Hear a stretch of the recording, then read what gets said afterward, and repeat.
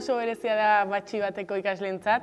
LH eta DBH kontzako jokuk ite dituztelako eta zuzendari lana egiteguelako egun honetan.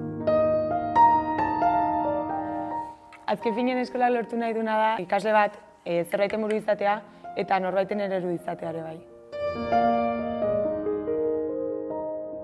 Azkenen denbora hori aprobetxatu zula sentitzezu.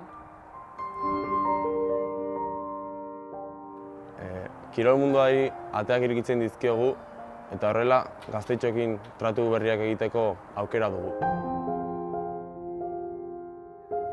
Batxilergoan iristea momentua gure etorkizuna erabakitzeko eta nik uste herrikideen irakasleekin daukagun konfiantza eta gertutasuna garrantzitsua dela gure etorkizunen zeingo dugun erabakitzeko. Eta horretaz gain, kurtso sontzearen hainbat mahai inguru antolatzea eta nire ustez oso interesgarri dira aukera pertsonalagoa daukazu zure kezkak argitzeko eta zure etorkizunei buruz hitz egiteko. Bigarren mailako batxilergoko ikaslek Uzturre zentroa jutegia eskubiziko programa bertan lantzea eta bertako pertsonekin esperientzia berrek bizitza egiteu, gure etorkizuneako pixkat ikasteko eta gauza berrik ikasteko. Eta beraiekin momentu itzelak pasatzeko.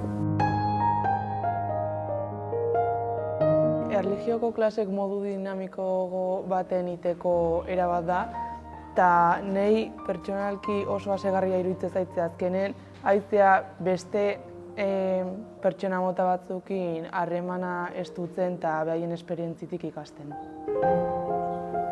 Elkartasun kanpainakin lortu nahi dena ikaslei errealitatea erakustea eta aldi berean guri gogoa sortzea mundu aldatzeko eta kontziente izateko. Arazo horren aurrean. Ematen zaigun aukera da munduko beste egoerataz eta bizimodua eta kultura gauza gehiago ezagutzeko eta behai lagundu ahal izateko. Nei ikasle izan da beste ikasle batzuei laguntzeak gauza asko ikusi zizkit, bai arlo pertsonalen eta baita akademikon ere. Ze azken finean zuk ikustezunen zukindako esfortzu guzti horrek arrakasta izan dula eta baliogarri izan dela, kontuatzea benetan merezigula.